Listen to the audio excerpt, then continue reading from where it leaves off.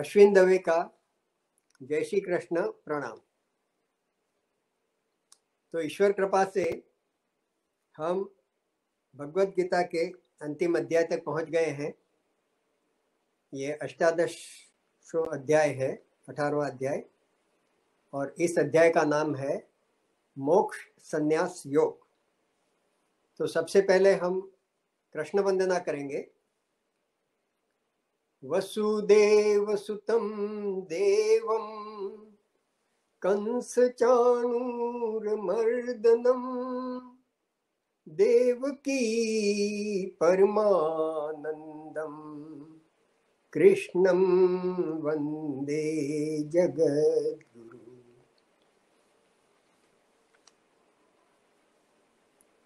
तो आज के अध्याय का नाम है मोक्ष संन्यास योग। श्रीमद् भगवद गीता का अंतिम और 18वां अध्याय है। अध्याय का जैसे नाम है मोक्ष संन्यास योग, तो मोक्ष जो है वो अपने शास्त्रों में बताए हुए 4 पुरुषार्थों में से अंतिम और सबसे महत्वपूर्ण पुरुषार्थ है, जिसको मनुष्य जीवन में आने के बाद हमें पाने के लिए प्रयत्नशील रहना चाहिए, ऐसा हमारे शास्त्रों में कहा गया है। तो 4 पुरुषार्थ है, धर्म अर्थ काम मोक्ष।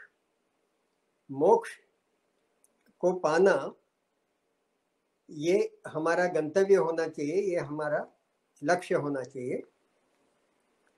और इसको पाने के लिए जो मार्ग है वो संन्यास मार्ग कहते हैं कि जब तक हम संन्यास मार्ग नहीं अपनाएं तब तक मोक्ष को नहीं प्राप्त कर सकते हैं।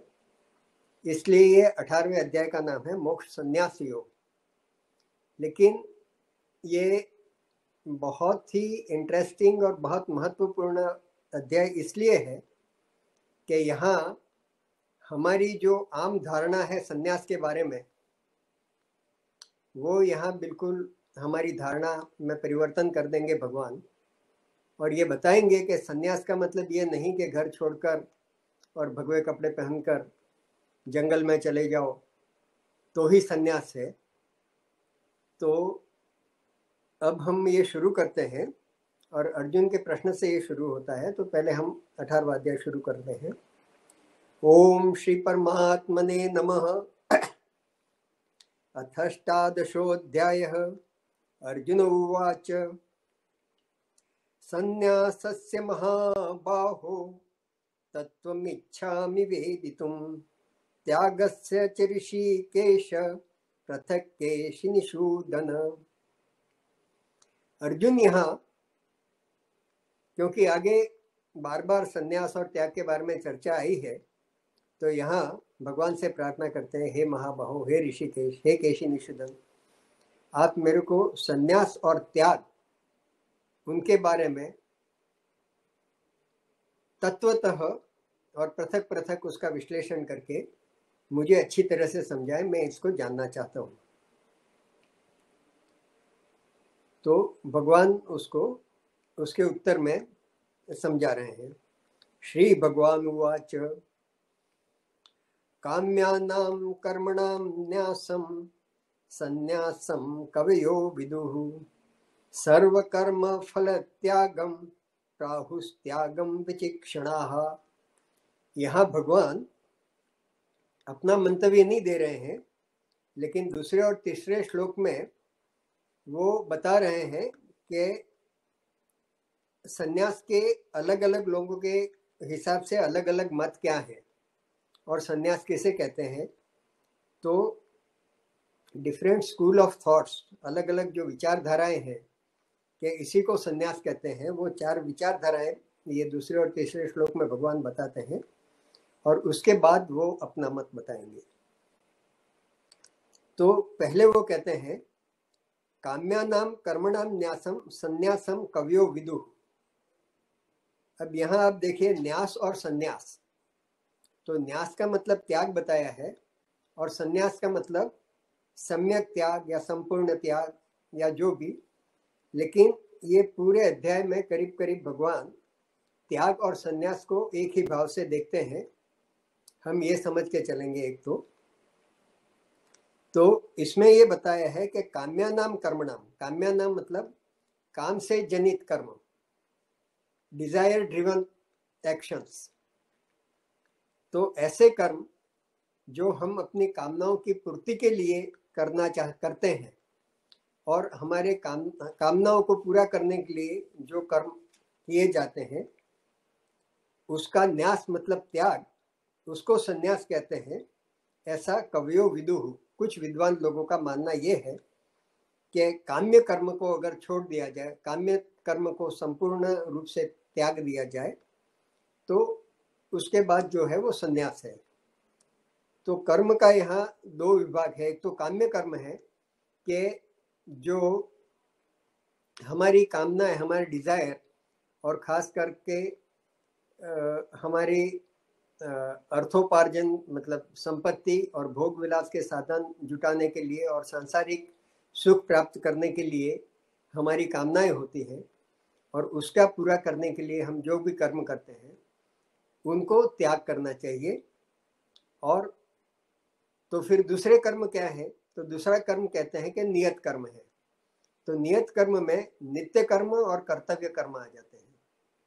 तो नित्य कर्म ये है कि जो हमारा मिनिमम रिक्वायरमेंट है शरीर निर्वाह के लिए, तो उसमें खाना पीना, नहाना धोना और दूसरा भगवान की पूजा उपासना भी हमारे लिए जरूरी है, नित्य कर्म में आ जाता है। तो ऐसे जो कर्म है जो नित्य कर्म में आते हैं उनका त्याग नहीं करना चाहिए। और जो कर्तव्य कर्म है हमारे मनुष्य जीवन में आने के बाद, ये जीवन जब जीते हैं तो हमारे लिए, हमारे ऊपर काफी कर्तव्य होते हैं। एक पुत्र का कर्तव्य होता है, पिता का कर्तव्य होता है, पति का कर्तव्य होता है, भाई का कर्तव्य होता है, ऐसे ही बहन का कर्तव्य होता है, माँ का कर्तव्य होता है, गुरु का होता है, शिष्य का होता है, एक नागरिक का कर्तव्य होता है। तो जो जीना है, तो जैसे कमाते हैं तो इनकम टैक्स देना पड़ता है, और व्यापार करते हैं तो सेल टैक्स वगैरह देना पड़ता है। ऐसे ही जीने के लिए कर्तव्य करना वो एक तरह से टैक्स है और उसको हमें चुकाना ही चाहिए। और इसलिए कर्तव्य कर्म और नित्य कर्म उसका त्याग नहीं करना चाहिए। काम्यानाम कर्म का त्याग करो तो वो संन्यास है, ऐसा कुछ विद्वानों का कहना है।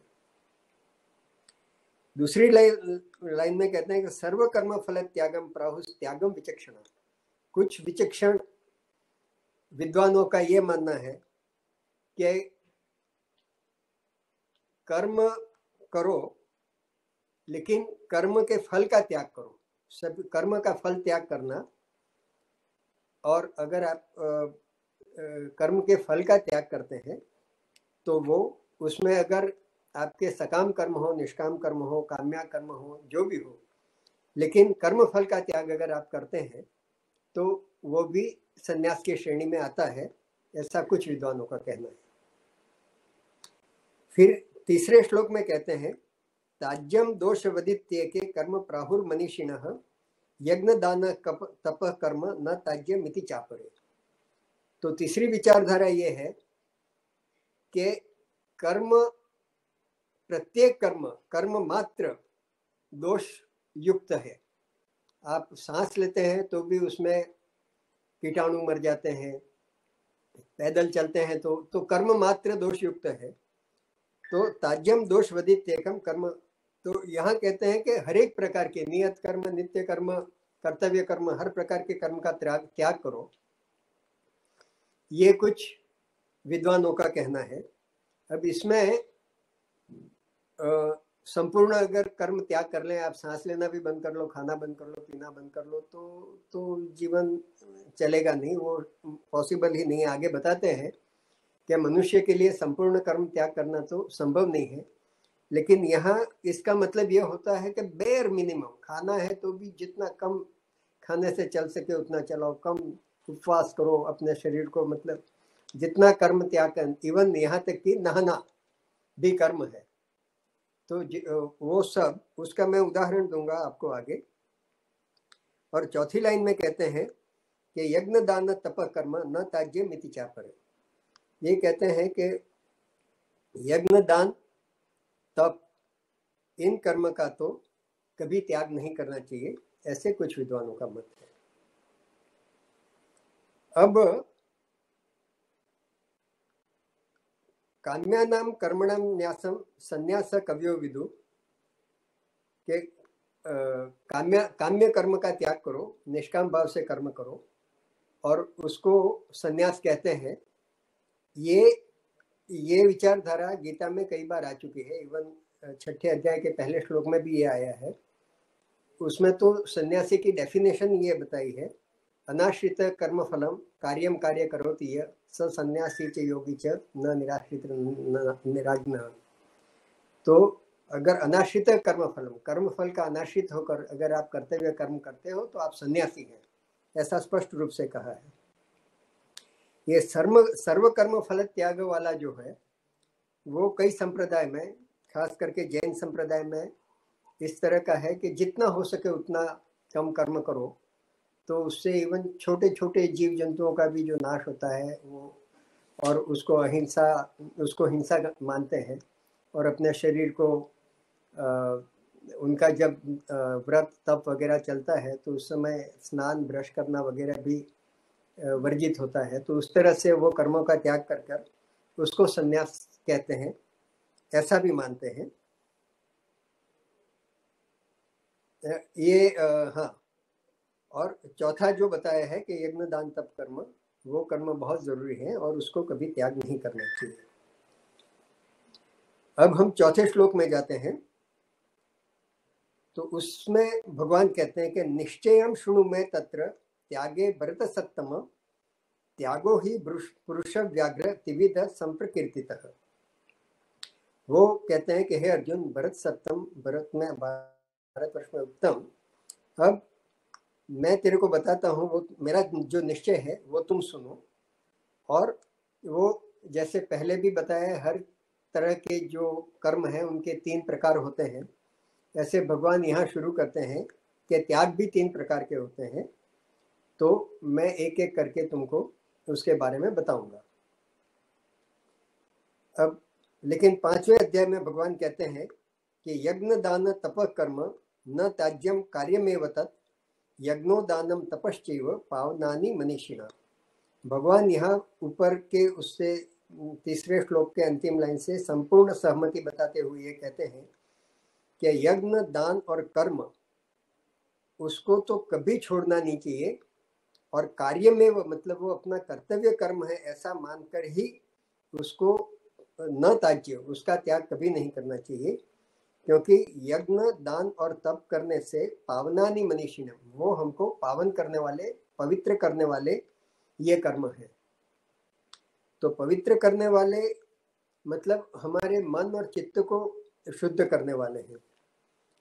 तो यज्ञ क्या है, जैसे गीता में यज्ञ का मतलब वो हवन वाला यज्ञ ऐसा जरूरी नहीं है। यज्ञ मतलब निष्काम रूप से संसार में निष्काम सेवा करनी, और जितना हो सके दूसरों की सेवा करना निष्काम भाव से, उसको यज्ञ कर्म कहा गया है। तो यज्ञ है वो शरीर का तप है एक तरह से, और हम शरीर से जो सेवा कर सकते हैं वो यज्ञ है। दानम, हमारे पास जो भी भगवान ने दिया है उसको निष्काम भाव से अगर हम किसी को देते हैं तो वो दान है, और वो करते करते भी हमारी आत्मा पवित्र होती है। और तपश्चैव, तप करना। तो भगवान कहते हैं कि यज्ञ दान और तप इन कर्मों को कभी छोड़ना नहीं चाहिए। अब 6ठे श्लोक में कहते हैं एतान्यपि तु कर्माणि संगम त्यक्त्वा फलानि च कर्तव्या नीति में पार्थ निश्चितम मतम उत्तमम। यहाँ भगवान कहते हैं कि एतान्यपि मतलब, एतानी मतलब ऊपर जो यज्ञ दान और तप है वो कर्म, और अपि मतलब उसके अलावा जो भी नियत कर्म है, नित्य कर्म और कर्तव्य कर्म, उसको करना चाहिए। और संगम त्यक्त्वा फलानि च, लेकिन असंग अनासक्त रूप से करना चाहिए और उसकी फल की आशा को छोड़कर करना चाहिए। वो कर्म में आसक्ति नहीं रखने का और कर्म फल की आशा नहीं रखने का, और इस तरह से ये काम करना हमारा कर्तव्य है, इस भावना से काम करना, ये मेरा मत है और ये मेरा निश्चित मत है अर्जुन, ये तुम निश्चित रूप से समझो। अब 7वें श्लोक में वो त्याग के प्रकार बताते हैं। अब ये त्याग के प्रकार बताने का कारण ये है कि इससे हम धीरे धीरे करके हम अपने आप को भी समझ सकते हैं। मतलब जितने भी ये हम देखते हैं पिछले 14वां 16वां 17वां और ये 18वां में भी भगवान हर एक के सात्विक तामसिक और राजसिक जो है वो बता रहे हैं। तो ये जैसे ही हम समझेंगे तो हमें अपना स्वभाव क्या है वो मालूम पड़ेगा और सामने वाले को स्वभाव जानने में भी हमें सहायता मिलेगी। तो यहाँ वो तामस त्याग क्या है ये बताते हैं। तो ये बताते हैं कि नियतस्य तु संन्यास कर्मणो नोपपद्यते मोहात् तस्य परित्याग तामसम परिकीर्त्यते। वो कहते हैं कि नियतस्य तु संन्यास मतलब जो नियत कर्म है, नियत कर्म मतलब नित्य कर्म और कर्तव्य कर्म, ये जो कर्म है उसका अगर संन्यास किया, संन्यास मतलब उसका त्याग करना, यहाँ संन्यास और त्याग न्यास एक ही है, तो उनका त्याग करना नोपपद्यते वो उचित नहीं है। और मोहात् तस्य परित्याग तामस परिकीर्त्यते, और जो मोह पूर्वक मूढ़ता पूर्वक समझे सोचे बिना त्याग करते हैं उसको तामस त्याग कहते हैं, ऐसा इसमें बताया है। अब यहाँ त्याग और संन्यास दोनों की बातें चल रही है, तो इसको हम थोड़ा गौर से देखेंगे कि ऐसा जो त्याग करता है या ऐसा संन्यास जो लेता है, तो तामसी सन्यासी जो है जो इस तरह का त्याग करते हैं वो किस प्रकार के लोग होते हैं। तो उसके लिए कहा है कि वो मूढ़ लोग होते हैं, अज्ञानी होते हैं, नासमझ होते हैं, और तामसी होते हैं मतलब वो ये त्याग क्यों करते हैं, आलस्यवश करते हैं। उनकी कोई इसमें ईश्वर उपासना की या मोक्ष प्राप्त करने की या और कोई रुचि नहीं है इसमें। जैसे कोई घर में 3-4 संतान है, किसी के बच्चे हैं, 3 बच्चे तो अपना काम धंधा पढ़ाई लिखाई वगैरह सब बराबर करते हैं, कमाते हैं, और एक संतान निठल्ली है, उसको बस दिन रात सोना खाना पीना और मस्त रहना, उसके अलावा उसको न काम में रुचि है, न कोई बिजनेस अर्थोपार्जन में रुचि है, कोई भी रुचि है। अब उसको अगर माता पिता ज़्यादा डांटते हैं कि तू कुछ करता नहीं है, कुछ मेहनत कर, ये कर, देखे तेरे सब भाई वो करते हैं और तू बैठा रहता है, सोया रहता है खा पी के, तो कभी ऐसे लोग हैं कभी कभी गुस्से में आके कहते हैं ठीक है घर छोड़ के चले गए। अब घर छोड़ के चले गए तो क्या करेंगे, तो उनको लगता है कि ये भगवे कपड़े पहन के साधु बन जाना वो बहुत अच्छा है, न काम न काज, कहीं बैठ जाएंगे तो लोग तो धार्मिक प्रवृत्ति के होते ही हैं, कोई कुछ भिक्षा दे देगा, कुछ ये करेगा, नहीं तो किसी के साथ चले जाएंगे। लेकिन ये तामसी सन्यासी का ये है कि उसको फल चाहिए लेकिन कर्म नहीं करना है। उसको जो चाहिए खाना पीना रहना उठना बैठना आराम वो सब चाहिए, लेकिन बिना मेहनत के। और इस तरह का जो सन्यास है वो आवेश में आके मूर्खतापूर्ण ढंग से बिना किसी लक्ष्य के जो ले लेते हैं उसको तामस त्याग कहते हैं, ऐसा इस श्लोक में बताया है। अब 8वें श्लोक में दुखम मित्येव यत् कर्म काय क्लेश भयात् त्यजेत् सकृत्वा राजसम त्यागम नैव त्याग फलम लभेत्। इसमें राजसी त्याग के बारे में बताया है। तो एक तो ये बताया है कि राजसी जो, ऐसे भी हमने देखा कि राजसी प्रकृति वाला जो व्यक्ति होता है वो काफ़ी डायनेमिक होता है, काफ़ी एक्सट्रोवर्ट होता है, काफ़ी प्रवृत्तिशील होता है और उसको हर काम करने में रुचि होती है। ऐसा नहीं है कि वो संसार से भाग जाना चाहता है, और संसार में रहेगा तो भी वो रहेगा, लेकिन उसका लक्ष्य जो है वो हमेशा स्वार्थी होता है, कितना पैसा कमा लूँ, कितना इकट्ठा करूँ और कितना भोग विलास करूँ। ये उसकी जो मेहनत होती है, उसकी जो प्रवृत्ति होती है, उसका जो भी प्रयास होता है, उसके पीछे उसका लक्ष्य सुख संपत्ति के और भोग विलास के साधन इकट्ठा करना और एंजॉय करना, ये उसका लक्ष्य होता है।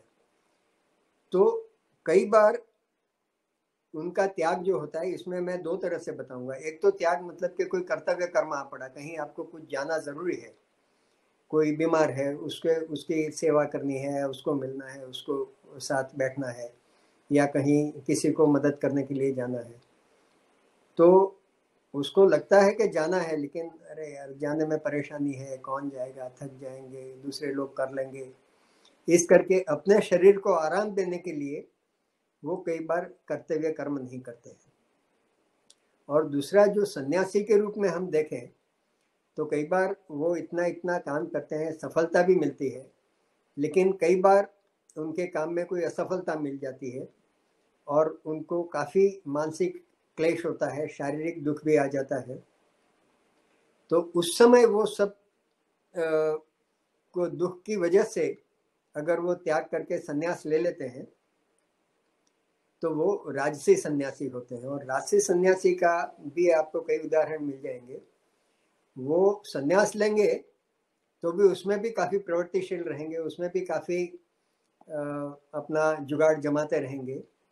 और ऐसे सन्यासी कई मिलेंगे कि उसके सन्यास के नाम पे काफ़ी संपत्ति इकट्ठा कर लेंगे, काफ़ी संपत्ति इकट्ठा कर लेंगे, एक तरह से उसको भी व्यापार बना लेंगे।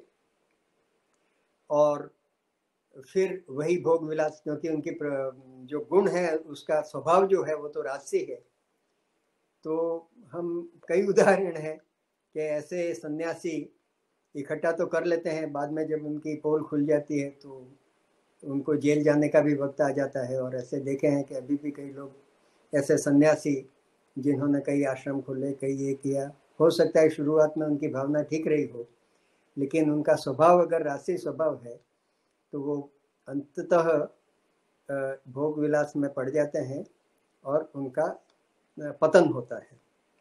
तो इसलिए इसमें बताया है कि नैव त्याग फलम लभेत, उनको वो जो त्याग का जो फल मिलना चाहिए, जो सुकृत पुण्य मिलना चाहिए, वो पुण्य नहीं मिलता है, बल्कि कई बार उसका विपरीत फल मिलता है। तो अब कहते हैं कि सात्विक कर्म त्याग क्या है। तो ये कहते हैं कि कार्यमित्येव यत् कर्म नियतम क्रियते अर्जुन संगम त्यक्त्वा फलम चैव सत्याग सात्विको मत।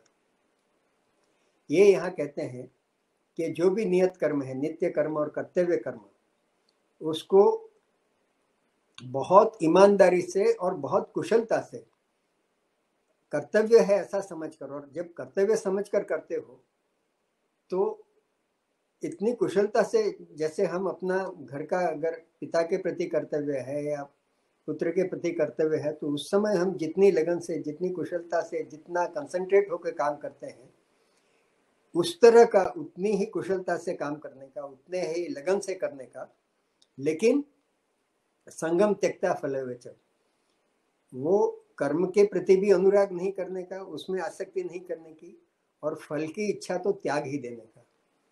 अब फल की इच्छा त्याग देना मतलब एक चीज ये भी है कि जब कर्म करते हो तो यहाँ लिखते हैं फल त्याग, फल को त्याग दो। तो जो भी हम कर्म करेंगे उसका फल तो मिलना निश्चित ही है। आप चाहे राजसी भाव से करो, तामसी भाव से करो, सात्विक भाव से करो, कर्म किया है तो कर्म का फल जरूर मिलेगा। लेकिन यहाँ ये बताते हैं कि कर्म फल का त्याग करना मतलब कि वो जो गीता का प्रख्यात श्लोक है, कर्मण्येवाधिकारस्ते मा फलेषु कदाचन, कि कर्म करो तो ऐसा करो, ऐसे लगन से करो कि जैसे तुम्हारा अपना कर्म है और तुम्हें ही करना है, और मतलब तुम्हारे ऊपर पूरी जिम्मेदारी है, हमारे ऊपर, उस तरह से कर्म करना है। लेकिन फल का त्याग करने का मतलब ये है कि मैंने जितनी मेहनत करनी थी, जितना प्रयत्न करना था, वो सब कर दिया, अब फल मेरे हाथ में नहीं है, तो ईश्वर जो भी फल देगा उसको मैं प्रसाद रूप में स्वीकार करूंगा। तो ये कर्म फल का त्याग करने का मतलब है। यहाँ एक चीज ध्यान रखने की है कि जब कर्म फल का त्याग कहते हैं तो कर्तृत्व, जो कर्ता भाव है वो रहता है। ये हमारे में ये मैं कर रहा हूँ वो भाव तो रहता है, एक अहंकार भी रहता है कि मैं कर रहा हूँ। और जब तक वो अहंकार नहीं रहता है तब तक कर्म होता भी नहीं है। इसलिए जो ज्ञानी पुरुष है वो जब कर्म करते हैं तब अहंकार को एक साधन के रूप में स्वीकार करके वो कर्म करते हैं, कर्म फल का त्याग करते हैं। और फिर जब कर्म पूरा हो जाता है या दिन को किया और रात को जब आराम करते हैं, जब निवृत्ति करते हैं, तो उसी अहंकार को वापस हटा देते हैं। जैसे हम कोई साधन लेते हैं, कोई काटने के लिए कैंची ली या चाकू लिया, तो काम हो गया तो उसको वापस रख दो। ऐसे नहीं कि दिन भर वो कैंची या चाकू हाथ में लेके घूमते रहो। तो जब काम करना है तो अहंकार को साधन बनाना पड़ता है, उसको एक टूल के रूप में उपयोग करना पड़ता है। लेकिन जैसे ही उस काम से निवृत्त होते हैं तो उस अहंकार को सिर पर चढ़ाए नहीं रखने का और फल की इच्छा का त्याग करने का। तो ये एक सन्यासी का लक्षण है। अब यहाँ भगवान ये बताते हैं कि ये जो त्याग का बताया, तो यहाँ भगवान और खास करके गीता में बार बार ये बताते हैं कि घर का त्याग करना, परिवार का त्याग करना और चला जाना वो सन्यास नहीं है। सन्यास तो घर में रहकर, लेकिन अपनी मानसिक स्थिति को और अपने विचारों को, अपने एटीट्यूड को इस तरह से बनाओ कि आप घर में रहकर भी एक बहुत अच्छे सन्यासी की तरह रह सकते हो।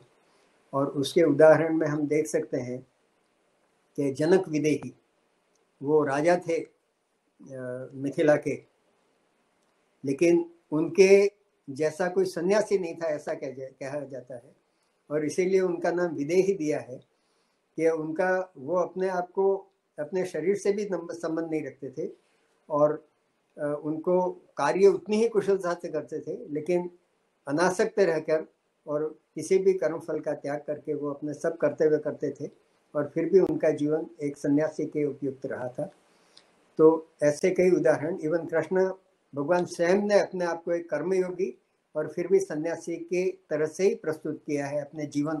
और उनके जीवन से अगर हमको कुछ सीखना है तो यही सीखना है कि एक गृहस्थ रहकर भी आप अच्छे सन्यासी कैसे रह सकते हो। तो यहाँ ये सात्विक त्याग के बारे में बताया। अब 10वां श्लोक जो है वो बताते हैं कि न द्वेष्ट, अब ये कर्म के बारे में कुछ बता रहे हैं। न द्वेष्टे कुशलम कर्म कुशले नानुषज्यते त्यागी सत्व समाविष्टो मेधावी छिन्न संशय। सत्व समाविष्टो मतलब सत्व गुण में स्थित, मेधावी बहुत बुद्धिमान, और छिन्न संशय जिसके संशय सभी छिन्न हो गए हैं, संशय रहित है, ऐसा त्यागी वो जब कर्म करता है और निष्काम कर्म, कर्म योगी की तरह कर्म करता है, तो कर्म के उसमें दो चीज बताई है कि कर्म की आसक्ति भी मत रखो और कर्म फल का त्याग करो। तो 10वें श्लोक में जो बताया है कि कर्म में आसक्ति नहीं करने का, तो मतलब न द्वेष्ट अकुशलम कर्म। अकुशल कर्म मतलब जो कर्म आपके अनुकूल नहीं हो। अच्छा, यहाँ जब भी हम कर्म की बात करते हैं कि कर्म का त्याग नहीं करता, तो यहाँ हर एक कर्म शास्त्र निषेध कर्म कोई नहीं है। जो शास्त्र अनुकूल कर्म है, शास्त्र विहित कर्म है, जो करने योग्य कर्म है। ऐसा नहीं कि हम शास्त्र विरुद्ध कुछ कर्म करें और फिर कहें कि मैं तो अनासक्त रूप से करता हूँ, कर्म फल का त्याग कर दिया, और भगवान ने तो बताया है कि कर्म करो लेकिन तो सन्यासी गिना जाएगा। तो ऐसा नहीं है। कर्म का प्रकार ये है कि एक तो वो शास्त्र विरुद्ध कर्म नहीं होना चाहिए, और अगर शास्त्रोक्त कर्म है तो फिर अगर हमको कोई जिम्मेदारी दी है कभी किसी भगवत कर्म में, किसी कर्म में, या हम अपने तरह से स्वीकार करते हैं, तो उसमें फिर ये चॉइस नहीं रखनी चाहिए कि मेरे उम्र के हिसाब से या मेरे ज्ञान के हिसाब से या मेरे स्टेटस के हिसाब से मेरे को अगर ये कर्म मिले तो ही मैं करूँगा, उस कर्म के साथ मेरे को ये डेजिग्नेट, इस तरह का कर्म मैं कर सकता हूँ, इस तरह का नहीं कर सकता हूँ। अगर वो शास्त्रानुकूल कर्म है तो जो भी कर्म जिस समय आपके सामने आ जाए उसके प्रति न द्वेष रखने का और न ही उसके प्रति कोई राग रखने का कि ये कर्म मेरे को प्रिय है, ये नहीं है। जो भी कर्म है भगवत कर्म है, शास्त्र अनुकूल कर्म है, अगर हमारे कर्तव्य के रूप में वो आ जाता है हमारे सामने, तो उसे स्वीकार करके बिना किसी राग द्वेष के और कर्म फल की आकांक्षा के बिना उस कर्म को करना, ये एक कर्मयोगी का लक्षण है। और 11वें श्लोक में ये स्पष्ट एक बहुत स्पष्टीकरण किया है, जो आगे के एक श्लोक का उत्तर में ये दिया हुआ है कि नहीं देह भ्रताम शक्यम त्यक्तुम कर्माण्य शेषतः यस्तु कर्म फल त्यागी सत्यागी त्यभिधीयते। देह भ्रता मतलब शरीरधारी मनुष्य को, हम जो मनुष्य है वो शरीरधारी है, तो शरीरधारी मनुष्य के लिए शक्यम न शक्यम त्यक्तुम कर्माण्य शेषतः, कर्माणि अशेषतः, अशेषतः मतलब संपूर्ण रूप से कर्म को त्यक्तुम मतलब त्याग करना न शक्य, वो पॉसिबल है ही नहीं है। अगर हम मतलब ये जैसे आगे बताया था कि कर्म मात्र दोषपूर्ण है, इसलिए संपूर्ण कर्म का त्याग करना चाहिए सन्यासी को, ये संभव है ही नहीं। हमको अपना देह टिकाए रखने के लिए, जिंदा रहने के लिए भी कुछ न कुछ मिनिमम कर्म तो करना ही पड़ेगा।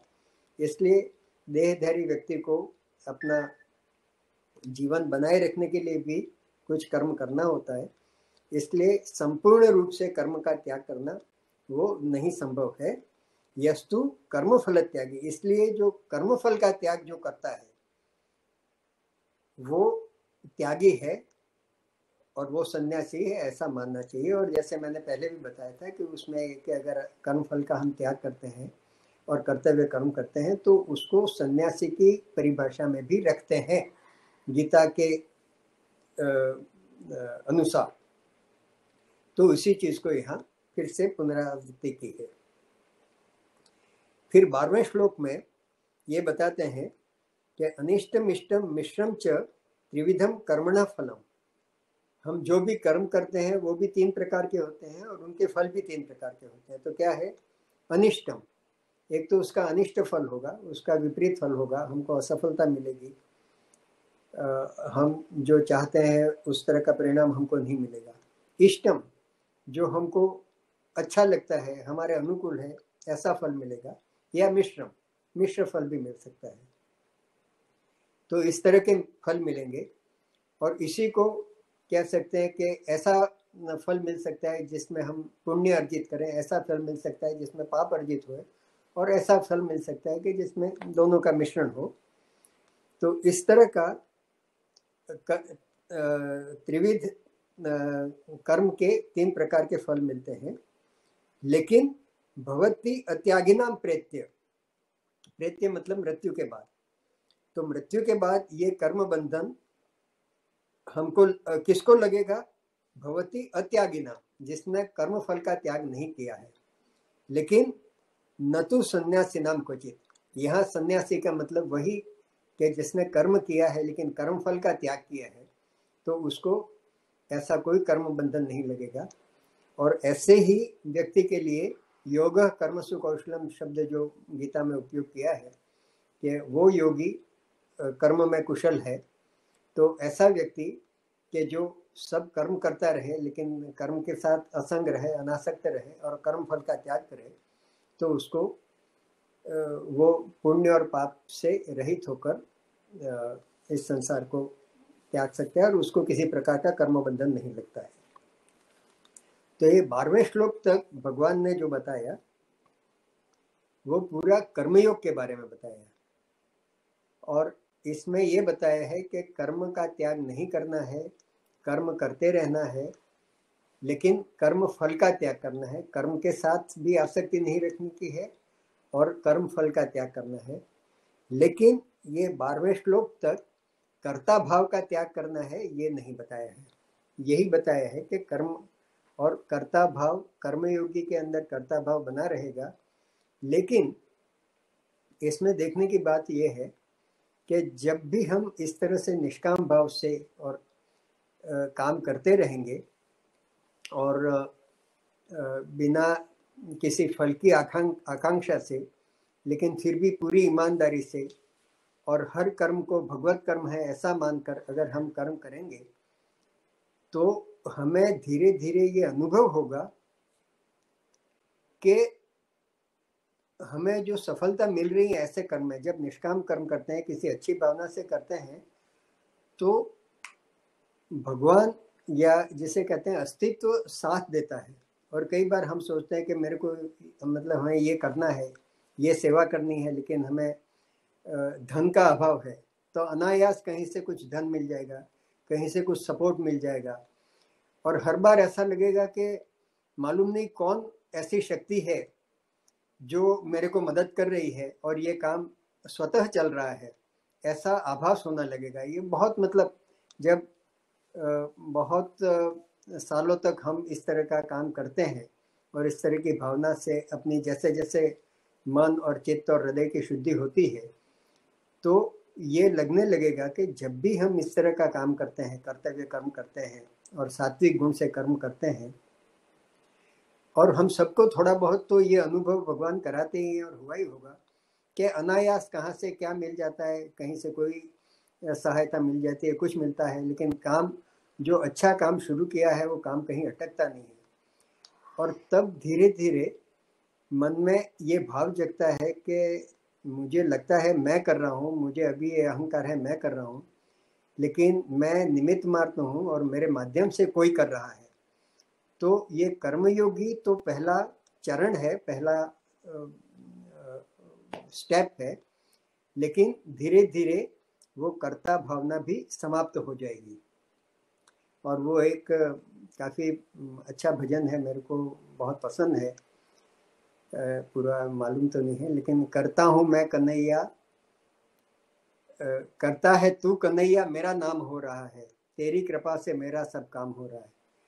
तो कहता है कन्हैया तू ही सब कर रहा है, लेकिन नाम मेरा हो रहा है और तेरी कृपा से। तो ये भावना है, जब कर्म इस तरह से करते रहेंगे तो धीरे धीरे धीरे मन में ये, और वो भी स्वानुभव से, अपने खुद के अनुभव से हमें लगेगा कि भगवान मेरे को निमित्त बनाकर मेरे थ्रू ये काम करवा रहे हैं, और भगवान की प्रेरणा है, भगवान की सहायता है, और हर तरह से वो कर्ता रूप है, और वो कर्ता का अहंकार भी धीरे धीरे खत्म हो जाएगा।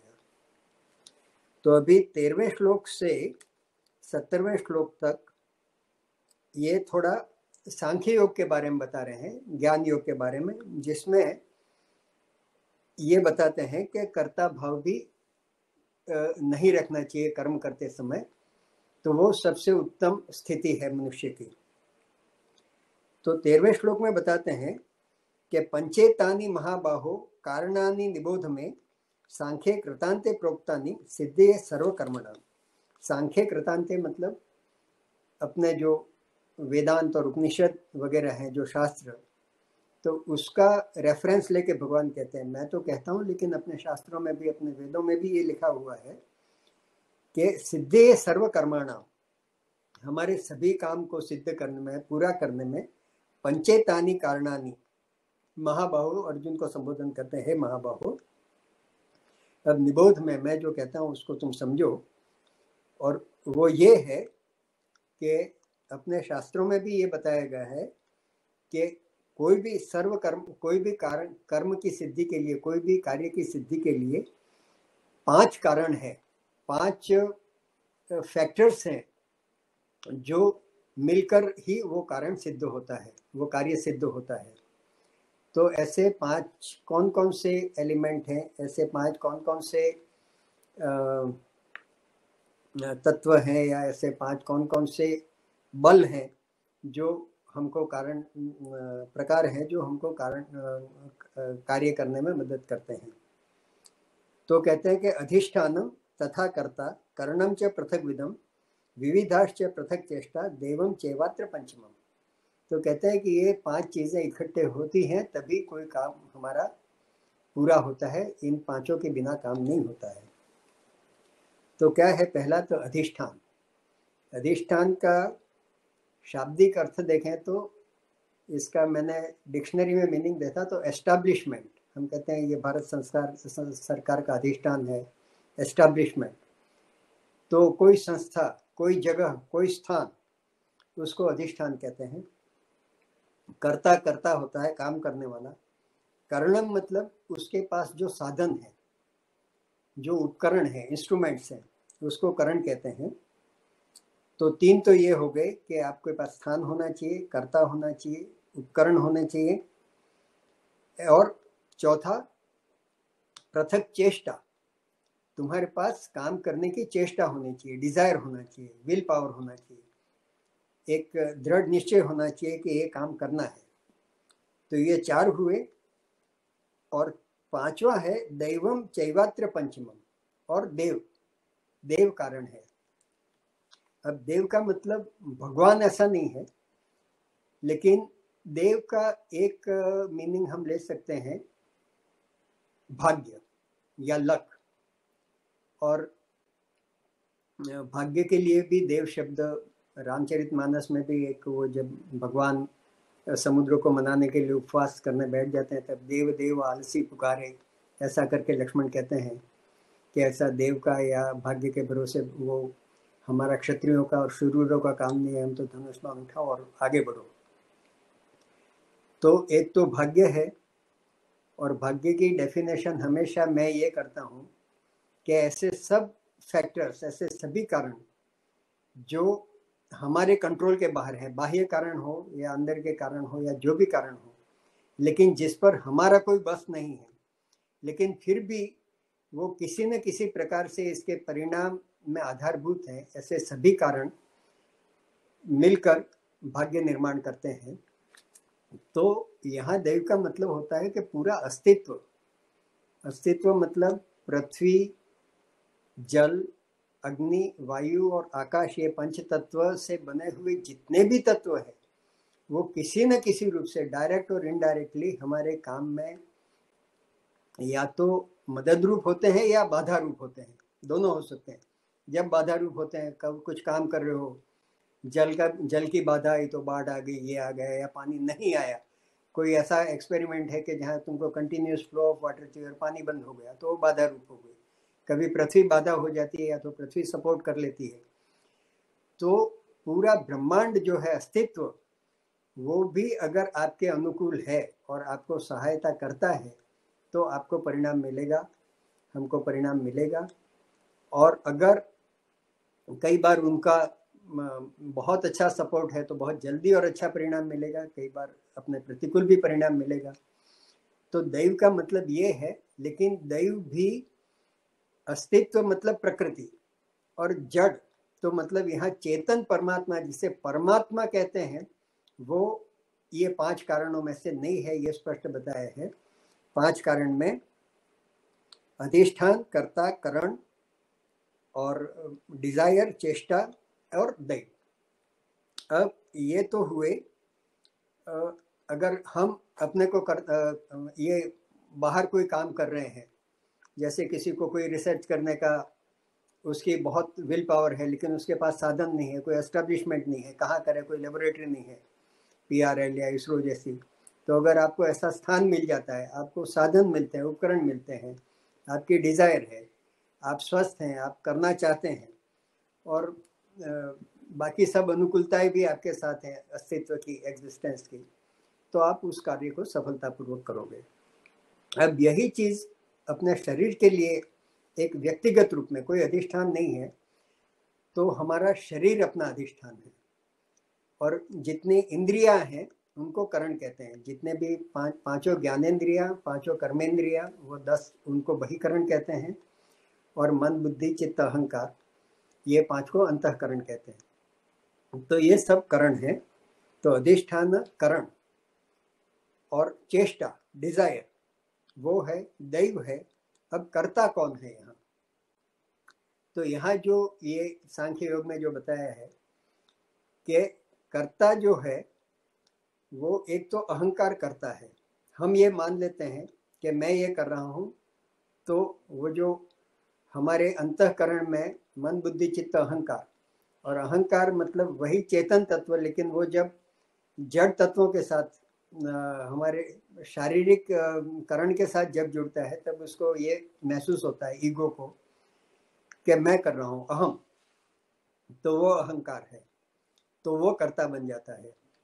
लेकिन हर जगह गीता में बार बार ये बताया गया है कि कर्ता जो है वो ईश्वर तो है ही नहीं, और हम जो भी करते हैं, हमारा बिहेवियर है, हमारी जो प्रगति है, हमारा जो काम है, वो अगर कोई करता है तो स्वभाव करता है, और वो it is driven by our nature, और उसी को प्रकृति कहते हैं। तो हम हमारे जीवन में कितने सफल, भौतिक जीवन में कितने सफल हो सकते हैं, वो अपने स्वभाव के ऊपर निर्भर करता है, और स्वभाव और संस्कार, और इसीलिए बुद्धि वगैरह, जो मन बुद्धि चित्त अहंकार, वो स्वभाव में आ जाते हैं। तो कई लोगों को अहंकार होता है कि मैंने इतना कमा लिया। कोई मेरे मतलब किस्सा मैंने सुना था कि किसी ने 10, 20, 25 करोड़ रुपए कमा लिए होंगे, तो बड़ा अपना घमंड बता रहा था कि मैंने सेल्फ मेड हूँ मैं, और मैंने अपनी मेहनत से किया है, अपनी बुद्धि से इतना कमाया, ये किया वो किया, इतना बंगला गाड़ी वगैरह वगैरह। तो उसने किसी को टोक दिया कि भाई तेने ही किया है, तेने अपनी बुद्धि से अपना जोर लगा के अपने बलबूते पे ये किया है, तो इतना कम क्यों किया, थोड़ा ज़्यादा कर लेता तो अभी अंबानी अदानी की जगह होता। तो कोई व्यक्ति कहाँ तक पहुँचता है, वो अगर वो समझता है कि मैं ही पहुँच सकता हूँ, तो क्यों नहीं पहुँचते तुम। तो वो जो लिमिटेशन है, वो अपने संस्कारों की, अपने स्वभाव की लिमिटेशन है, और वो आदमी वहाँ तक पहुँचता है, और उसको वो कितना आगे बढ़ा सकता है, वो सब मन बुद्धि चित्त अहंकार के जो अंतःकरण है। लेकिन उसको भी भगवान ने, वो चेतन तत्व नहीं है, जो आत्मा तत्व है, वो इसमें पार्ट नहीं करता है, लेकिन जो अहंकार है वो कर्ता रूप होता है, ऐसा इसमें बताया गया है। तो अधिष्ठानम तथा कर्ता करणम च पृथक विधम विवादश्च पृथक चेष्टा देवम चैवात्र पंचमम। तो हम जब करते हैं तभी यही है कि हमारा शरीर अधिष्ठान है, अहंकार कर्ता रूप है, और बाकी हमारे जो अंतःकरण और बाह्यकरण जितने भी 5, 10 और इंद्रियां हैं, वो करण है, और हमारा जो डिजायर है वो सब मिलकर कोई काम को पूरा करते हैं। अब यहाँ एक 15वें श्लोक में इसी को थोड़ा दूसरी तरफ से एलोब्रेट किया है कि शरीर वांग मनोभिर यत् कर्म प्रारब्धे नर न्यायम व विपरीतम व पंचेते तस्य हेतुवे। ये कहते हैं कि शरीर से, वाणी से, मन से भी जो काम हम करते हैं, शुरू करते हैं, वो न्यायम व विपरीतम, वो शास्त्र की आज्ञा के अनुसार हो या शास्त्र विरुद्ध हो, अच्छे कर्म हो या बुरे कर्म हो, ये सब कर्म में बुरे कर्म भी करते हैं तो भी ये पांचों चीजें उसके लिए जिम्मेदार हैं, और अच्छे कर्म करते हैं तो भी ये पांचों चीजें जिम्मेदार हैं। और वो ये बताना चाहते हैं कि वो जो 5 चीज हैं उसमें ये सभी आ जाते हैं, और जो कर्ता जो है वो आपका स्वभाव आ जाता है। अगर आप विपरीत कर्म भी करते हो तो उसमें भगवान का कोई हाथ नहीं है, अच्छे कर्म करते हो तो भगवान का हाथ नहीं है। लेकिन आपने जन्म जन्म के संस्कार हैं, उसके बाद आपने जो यहाँ रहकर जो सीखा, जो स्वभाव किया, और अपने आप को किस तरह से और वो उस तरह से अपनी रुचि, थोड़ा परिश्रम, ये कर्मयोनि कहते हैं मनुष्य जीवन को। तो कितने भी गलत संस्कार और पूर्व जन्म के हों तो भी कभी कभी ऐसी घटनाएं घटित हो जाती हैं कि मनुष्य परिवर्तित हो जाता है, या अपने कर्म से जब, लेकिन इसमें एक बार व्यक्ति को ये महसूस होना चाहिए कि ये अच्छा है, ये गलत है। और वही जो तामस गुण वाले होते हैं उनको ये महसूस ही नहीं होता है कि क्या सही है और क्या, वो विवेक नहीं होता है। तो जैसे जैसे विवेक आता है और जैसे जैसे महसूस होता है, तो हम प्रयत्न पूर्वक भी अपने स्वभाव को बदल सकते हैं। ऐसा नहीं है कि स्वभाव, कई लोगों का ये मानना है कि स्वभाव तो शरीर के साथ ही जाता है, जो जन्म से आता है स्वभाव बदलता नहीं है। स्वभाव बदलने के लिए ही मनुष्य जन्म मिला है। पशु योनि में स्वभाव नहीं बदलता है। हर एक पशु में जो हिंसक पशु हैं उनका हिंसक स्वभाव है तो वो वही रहेगा, किसी का कोई स्वभाव है तो वही रहेगा, किसी का खाना पीना जो ऐसा रहेगा। वो कर्म योनि नहीं है, वो भोग योनि है, और वो जो करते हैं उनको कोई कर्म बंधन भी नहीं लगता है। लेकिन मनुष्य क्योंकि कर्म योनि है, इसलिए हम प्रयत्न पूर्वक अपने गुणों को भी बदल सकते हैं, अपनी तमस से रजस, रजस से सत्वगुण कर सकते हैं, स्वभाव को बदल सकते हैं, अपने सत्कर्म से हम अपने आचरण को, अपने भविष्य को भी हम बदल सकते हैं। लेकिन ये हम न्यायम व विपरीतम, हम अच्छा काम, शास्त्रोक्त काम या शास्त्र विरुद्ध काम भी करते हैं तो इसमें भगवान इन्वॉल्व नहीं है, भगवान का कोई नहीं है। वो ये जो 5 तत्व बताए, वो 5 तत्व हमारे शास्त्रानुकूल या उसके प्रतिकूल जो भी काम करते हैं उसके कारण ये 5 तत्व हैं, ऐसा बताए हैं। तो अब 16वें श्लोक में बताते हैं, तत्रैवं सति कर्तारम आत्मानां केवलम तु यः पश्यत्य कृतबुद्धित्वान् स पश्यति दुर्मति। तो यहाँ ये कहते हैं कि ये जो काम करते हैं, जैसे ये बताया गया कि ये जो 5 तत्व हैं उनसे ही ये काम होता है। जो आत्म तत्व है, जो परमात्मा है, वो इसमें कहीं इन्वॉल्व नहीं है। वो खाली तुम्हारे उसको प्रकाशित करता है। खाली जैसे हमें कुछ काम करना है तो प्रकाश हो तो गतिविधियां होती है, किसी कमरे में मीटिंग हो रही है, प्रकाश का होना। अब उस प्रकाश में हम क्या कर रहे हैं, अच्छा कर रहे हैं, बुरा कर रहे हैं, उसके लिए प्रकाश जिम्मेदार नहीं है। लेकिन प्रकाश के अनुपस्थिति में काम करना भी संभव नहीं है। तो ये जो चेतन तत्व है वो एक प्रकाश रूप है, एक ज्योति तत्व है, और वो उसका प्रकाश वो मिलता है, उसका आशीर्वाद मिलता है। लेकिन जो कर्म जो होता है उसमें वो लिप्त नहीं है। तो जो दुर्मति ऐसा समझता है कि ये जीवात्मा कर रहा है या आत्मा कर रहा है, तो वो उसकी गलत समझ है और वो दुर्मति है और अज्ञान है। ऐसा ये 16वें श्लोक में बताया है। तो 17वें श्लोक में यहाँ ये बता रहे हैं कि इसलिए हमें, मतलब कर्ता भाव को भी कुछ भी काम करें तो धीरे धीरे वो जो कर्ता भाव है कि मैं जब भी हम कर्ता भाव से करेंगे तो उसके प्रति आसक्ति भी होगी, और कर्ता भाव जब तक रहेगा तब तक हम कोई अच्छा काम करेंगे तो उसके प्रति हमको थोड़ा अभिमान भी रहेगा कि मैंने अच्छा किया, और बुरा काम होगा तो उसके प्रति हम जिम्मेदार होंगे।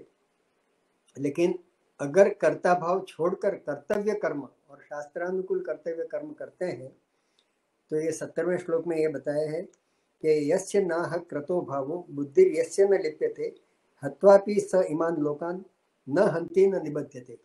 अब ये युद्ध भूमि में है और अर्जुन को हमेशा यही है कि मैं इनको कैसे मार सकता हूँ। तो उसी रेफरेंस में ये कहा है कि इसलिए ये जो करने का जो काम है वो तुम नहीं कर रहे हो, न तुम्हारी आत्मा कर रही है, ये स्वभावजन्य ही है। और इसमें ये सब चीज़ें, इसका परिणाम क्या होगा, युद्ध में तुम जीतोगे हारोगे वो भी निश्चित नहीं है। लेकिन ये सब 5 फैक्टर उपस्थित होते हैं, उनसे ही कर्म होता है। तो अगर तुम कर्ता भाव इसमें नहीं रखते हो, यस्य नाहं क्रतो भाव, कर्ता भाव अगर नहीं रखते हैं और तो और उसमें अपनी बुद्धि को बुद्धि यस्य न लिप्यते, बुद्धि उसमें लिप्त नहीं होती है, तो हत्वापि सैमान लोकान न हंति न निबध्यते। तो इन लोगों को न तो तुम मार रहे हो और न तुम मार रहे हो, न वो मारे जा रहे हैं। इस तरह का ये भगवान ये कहते हैं।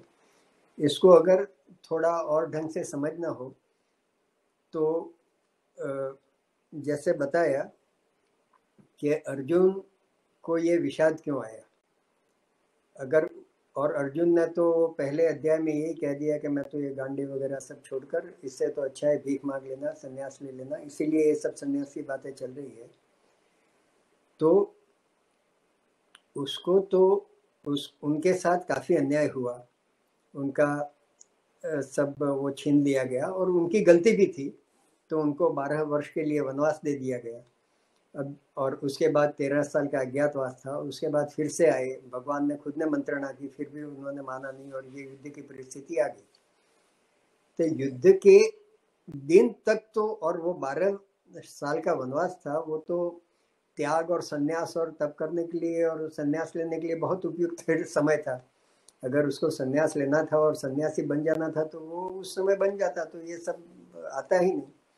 लेकिन उस समय तो उसने तपस्या की, और इसलिए की ताकि तरह तरह के दिव्यास्त्र उसने पाए और युद्ध की तैयारियां की, और युद्ध के दिन तक वो इनसे लड़ने के लिए और हराने के लिए तत्पर था। और जब आमने सामने आ गए और युद्ध में और वहाँ भीष्म और द्रोणाचार्य और अपने स्वजनों को देखा, तब उसको एक मोह हो गया कि इनको मैं कैसे मारूं, ये तो मेरे प्रिय है, इन्होंने मेरे को बहुत प्रेम दिया है। ये अब यहाँ ये समझने का है, तो भगवान यही कहते हैं कि ये जो तेरा जो त्याग है और जो अज्ञानता वश जो विषाद हुआ है वो मोह वश हुआ है। अगर तुझे ये लगता है, ये वन साइडेड नहीं होना चाहिए। अगर तू भीष्म पितामह को इतना आदर देता है, उनको पूज्य भाव देता है क्योंकि उनकी गोद में पला है, तो भीष्म पितामह को भी तो ये है कि ये मेरा पौत्र है, इसके साथ में और मेरा प्यारा है, इतना बुद्धिशाली है, इसको मैं कैसे मारूं, इसके सामने कैसे खड़ूं। द्रोणाचार्य अश्वत्थामा से भी ज़्यादा इनको प्यार करते थे। तो इस तरह से जब वो लड़ने के लिए तैयार हो गए हैं और एक धर्म युद्ध है और धर्म की स्थापना करने के लिए युद्ध करना है, तो उस समय फिर ये नहीं सोचना चाहिए, कर्तव्य ये है कि युद्ध करो और एक धर्म की स्थापना करो, ये तुम्हारा कर्तव्य है। और उस समय फिर ये नहीं देखना कि ये, तो भगवान ये कहते हैं कि इसमें तू तो निमित्त मात्र है। अगर ये सब गीता का उपदेश नहीं होता तो भी थोड़ा जाके फिर से वो वापस आता, और जितना हारना वो तुम्हारे हाथ में नहीं है। और तुम कर्ता भावना मत रखो, तुम भगवान का उपकरण बन जाओ, एक इंस्ट्रूमेंट बन जाओ, और भगवान जिस तरह से बुद्धि देगा। तो इसे ये कब होता है कि कोई भी कर्म करने में हमें राग द्वेष नहीं हो, मतलब कि इससे प्रेम है इसलिए ये काम करूं, ये एक तो राग की वजह से ये विषाद है, और एक द्वेष भावना कि ये मेरा शत्रु है इसलिए मारना हो, राग और द्वेष नहीं हो। और शुद्ध बुद्धि से, पवित्र बुद्धि से अगर कर्तव्य भावना से और कर्म फल की और कर्ता भावना की को छोड़कर अगर करेंगे तो कोई कर्म तुमको बंधन करता नहीं रहेगा। और इसमें यही बताते हैं कि हत्वापि सैमान लोकान न हन्नति न निबध्यते, न तुम उनको मारते हो, न वो तुम्हारे द्वारा मारे जाते हैं, न तुम मारे जाते हो। तो इस तरह का कर्ता भाव को छोड़कर कर्म करना, तो हमसे जो भी कर्म होगा वो शास्त्रानुकूल होगा, ऐसा भगवान ने इसमें बताया है। अब 18वें श्लोक में वो कहते हैं कि कर्म की प्रेरणा, कर्म करने का मन कैसे होता है, और कर्म करने के फिर से कर्म संग्रह, मतलब उसके फैक्टर्स कौन कौन से कर्म कराने को। एक तो प्रेरित कौन करता है, तो कहता है ज्ञानम ज्ञेयम परिज्ञाता त्रिविधा कर्म चोदना कर्णम कर्म करते थी त्रिविध कर्म संग्रह। तो हमें कर्म करने की प्रेरणा कैसे मिलती है, तो एक तो किसी चीज का हमें ज्ञान हो, कि जैसे हमें कहीं जाना है तो जिस चीज को हम जानते ही हैं, जिस जगह को जानते ही नहीं है, जिसका ज्ञान ही नहीं है, उसके बारे में हम जाने का सोच ही नहीं सकते। अगर हमें मालूम है कि कुल्लू मनाली है, ऐसी जगह है, हिल स्टेशन है, वहाँ स्नोफॉल होता है, अच्छा रमणीय स्थान है, तो उसका ज्ञान है, तो हमको ये प्रेरणा होगी कि वहाँ जाना है या ये कर्म करना है। फिर ज्ञेयम, तो वहाँ क्या है उसका ज्ञान होना चाहिए। ज्ञेयम मतलब जिसके बारे में ज्ञान है उसको ज्ञेयम कहते हैं। तो एक तो ज्ञान, हमें ज्ञान होना चाहिए, और ज्ञेय मतलब जिस वस्तु के बारे में ज्ञान होता है उसको ज्ञेयम कहते हैं, और जो जानने वाला होता है वो परिज्ञाता कहते हैं। तो जानने वाला और जिसको जानना है, ये दो चीजें, और वो जिसको जानना है उसका ज्ञान, ये तीनों जब मिलते हैं तो जो जानने वाला है उसको जो जानना है उस तरफ जाने की प्रेरणा होती है। तो ये कहते हैं कि ज्ञानम ज्ञेयम परिज्ञाता त्रिविधा कर्म चोदना कर्णम कर्म करते थी त्रिविध कर्म संग्रह। और कर्म होता कब है, तो कर्ता होना चाहिए, करण होना चाहिए, मतलब साधन होना चाहिए। तो अगर साधन है, कर्ता है, और जैसे ऊपर में बताया, और ज्ञान है, तो उसके हिसाब से कर्म आगे बढ़ता है। तो फिर 19वें श्लोक में वो कहते हैं कि ज्ञानम कर्म च कर्ता च त्रिधैव गुणभेदतः प्रोच्यते गुण सांख्य में यथावत शृणुतान्यपि। अब भगवान ये कहते हैं कि ज्ञान भी 3 प्रकार के होते हैं, कर्म भी 3 प्रकार के होते हैं, और कर्ता भी 3 प्रकार के होते हैं। तो अब इन तीनों के बारे में मैं जो बताऊंगा वो यथावत शृणुतान्यपि, उसके बारे में तुम सुनो। तो 20वें श्लोक में वो पहले अब सात्विक ज्ञान से शुरू करते हैं। तो कहते हैं कि सर्वभूतेषु येनेकं भावमव्यममीक्षते अविभक्तं विभक्तेषु तज्ज्ञानं विद्धि सात्विकम्। तो ये कहते हैं कि सर्वभूतेषु, संसार में जितने भी चर अचर सजीव निर्जीव जितने भी प्राणी हैं, उनको एक ही भाव से देखना, और इतने अविभक्त मतलब डिफरेंट वेराइटीज, डाइवर्सिफाइड हमको दिखेंगे, तरह तरह के वनस्पति दिखेंगे, तरह तरह के जीव दिखेंगे, प्राणी दिखेंगे, पशु पक्षी दिखेंगे, और यहाँ तक कि नदियाँ पहाड़ वगैरह जीव निर्जीव सभी, उन सभी विभक्त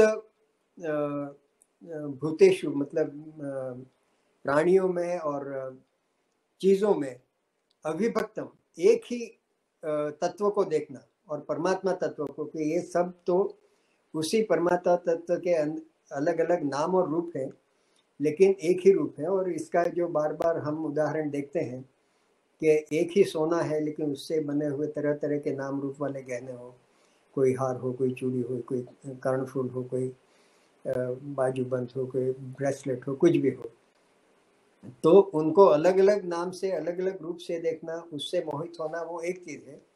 लेकिन तत्वतः कि ये और कुछ नहीं लेकिन सिर्फ सोना है, और सोने से ही बनी हुई अलग अलग चीज़ें हैं, और सब में सिर्फ सोने को देखना। तो जैसे जौहरी है, तो उसको इससे कोई मतलब नहीं है, वो तो सोना देखता है, इतना ग्राम सोना है और ये लेबर चार्ज है, बट इतना सोने का भाव है, तुमको ये पसंद है तो ये लो, ये पसंद है तो ले लो। लेकिन जो खरीदने जाता है वो उसके नाम रूप को देखकर पसंद करता है। तो सब में एक ही, इतने अविभक्त संसार में तरह तरह के विभिन्न तरह की जो चीज़ें हम देखते हैं, उनमें एक ही तत्व को, परमात्मा तत्व को जो देखता है, इस तरह का जो ज्ञान है वो सात्विक ज्ञान गिना जाता है। तो सर्वभूतेषु येनेकं भावमव्यमीक्षते अविभक्तं विभक्तेषु तज्ज्ञानं विद्धि सात्विकम्, ऐसे ज्ञान को सात्विक ज्ञान कहो। अब 21वें श्लोक में राजसी ज्ञान के बारे में बताते हैं। पृथक्त्वेन तु यज्ञानं नाना भावान् पृथक विदान वेत्ति सर्वेषु भूतेषु तज्ज्ञानं विद्धि राजसम्। ये कहते हैं कि ये राजस्य ज्ञान में क्या है, इसमें भी वो देखता तो है कि जीवात्मा है, हर एक में जीव है, कोई सजीव है, कोई निर्जीव है, वो भी देखता है, लेकिन उसमें उसको परमात्मा तत्व नहीं दिखते हैं।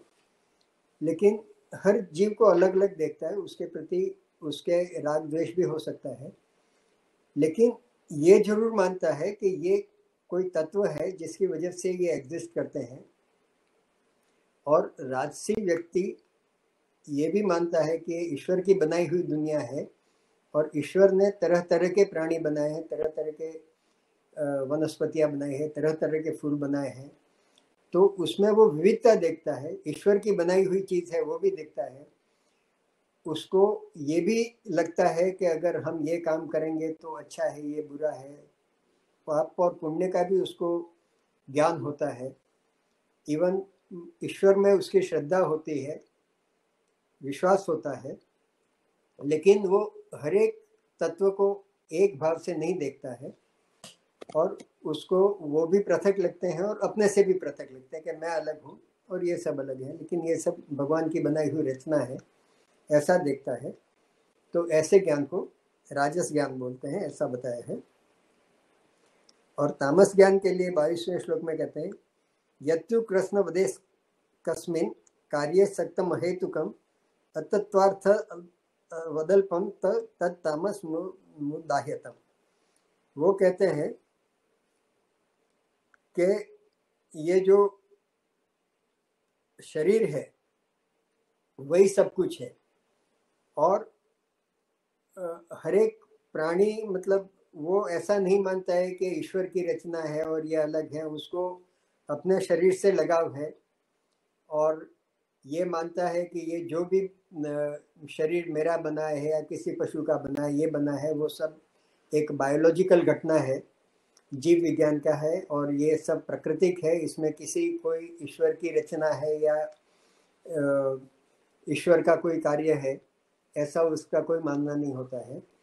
और उसका यही मानना है कि बस ये जीवन मिला है तो इसको इसमें कोई ना ईश्वर को मानना है, ना पाप पुण्य को मानना है, ना जो अपने मन में आए, जो अच्छा लगे वो करो, एंजॉय करो लाइफ को, और ईट ड्रिंक एंड बी मेरी वाला कॉन्सेप्ट होता है। और इसके ऐसे जो तामस व्यक्ति होते हैं उनके लिए ऐसा बताया जाता है कि कंप्लीटली अज्ञानी और अविवेकी, और इसलिए उनको वो दया भावना वगैरह मूड वो होते हैं, और अपने मन मर्जी से बिना किसी विवेक के वो अपने हाल में रहते हैं, और और इसलिए उनका जो ज्ञान होता है वो भी कई बार शास्त्र के प्रतिकूल ज़्यादा होता है, और इस तरह से उनकी प्रवृत्तियां भी प्रतिकूल होती हैं। तो इस तरह का जो ज्ञान है वो तामस ज्ञान है, ऐसा बताया गया है। तो 23वें श्लोक में कहते हैं, नियतम संगरहितम अराग द्वेष्टः कृतम अफल प्रेप्सुना कर्मम यत्तत् सात्विकम उच्यते। अब वो 3 कर्म के बारे में बताते हैं, कर्म के भी तीन प्रकार बताते हैं। तो सात्विक कर्म क्या है? तो वो कहते हैं कि नियत कर्म करने का, लेकिन संग रहित, आसक्ति रहित होकर करने का, राग द्वेष रहित होकर करने का, अफल प्रेप्सु, फल की आशा रखकर नहीं करने का। और इस तरह से जो भी व्यक्ति और नियत कर्म करता है, मतलब शास्त्र विरुद्ध कर्म नहीं होता है लेकिन शास्त्र विहित कर्म होता है, ऐसा कर्म जो असंग भाव से, राग द्वेष से मुक्त होकर और फल की आकांक्षा से बिना जो करता है, तो ऐसे कर्म को सात्विक कर्म कहते हैं। और राजस कर्म के लिए कहते हैं कि यत्तु कामेप्सुना कर्म साहंकारेण वा पुनः क्रियते बहुलायासम तद राजस समुदाह्यत। वो कहते हैं कि कामेप्सु है तो कामना से प्रेरित होकर और अपनी कामनाओं की पूर्ति के लिए जो कर्म होता है, और अहंकार अहंकार युक्त होता है, और क्रेते बहुलायासम, और बहुत बहुलायासम मतलब बलपूर्वक थका देने वाला, बहुत परिश्रम पूर्वक जो कार्य किया जाता है उसकी प्राप्ति के लिए। तो इस तरह के जो काम होते हैं जिसमें अहंकार है, कामना पूर्ति के लिए जो काम, और बहुत थका देने वाला और अपने शरीर को और मन को अशांति देने वाला जो काम होता है, उस तरह के कर्म को राजस कर्म कहते हैं। और 25वां और अंतिम श्लोक आज के 18वें अध्याय के, हमने जो पहला भाग है वो 1 से 25 श्लोक का रखा है। तो यहाँ ये बताते हैं कि तामस कर्म कैसा होता है कि अनुबंधम क्षयम हिंसा मनोवेक्ष्य च पौरुषम मोहादारभ्यते कर्म यत्तत् तामस मुच्यते। ये कहते हैं कि तामस कर्म वो काम है जिसका मोहादारभ्यते, उसका आरंभ ही मूढ़ता से होता है। मूढ़ता से मतलब बिना सोचे समझे, बिना बुद्धि लगाए जिस कर्म का आरंभ करते हैं। अब बुद्धि कैसे लगाते हैं, क्या नहीं लगाने का, अनुबंधम, कि इसका किस तरह का क्या परिणाम हो सकता है और ये उचित है या अनुचित है, उसके विचार किए बिना, क्षयम, इससे क्या हानि हो सकती है, इसकी सोच किए बिना, और हिंसा मन अवेक्ष्य च पौरुषम, और इससे ये मेरे काम करने से किसी को नुकसान हो सकता है, किसी को हिंसा हो सकती है, किसी को और पौरुषम मतलब ये काम करने की मेरी क्षमता भी है कि नहीं, इसका कुछ भी विचार किए बिना, ये सोचकर कि ये कोई किसी को देखा कि ये काम कर रहा है और उसको उसमें लाभ हुआ या कुछ भी हुआ, तो उसका क्या परिणाम होगा, वो कर उसकी क्षमता है या नहीं है, उससे उसको हानि होगी या लाभ होगा, उसमें किसी के कहीं हिंसा तो नहीं हो रही है, किसी का नुकसान तो नहीं हो रहा है, कोई गलत प्रवृत्ति नहीं हो रही है, ऐसा कोई भी विचार किए बिना, कोई भी विवेक का उपयोग किए बिना जो काम शुरू करता है, तो इस तरह का जो कर्म है वो तामस कर्म में आता है। इस तरह से ये 25वें श्लोक में कर्म और ज्ञान के बारे में बताया। कर्म कर्ता के बारे में 26वें श्लोक से शुरू होगा, और फिर अलग अलग धर्म और सुख और उसके बारे में भी आगे चर्चा होगी। तो आज हम 25वें श्लोक में ये समाप्त करते हैं।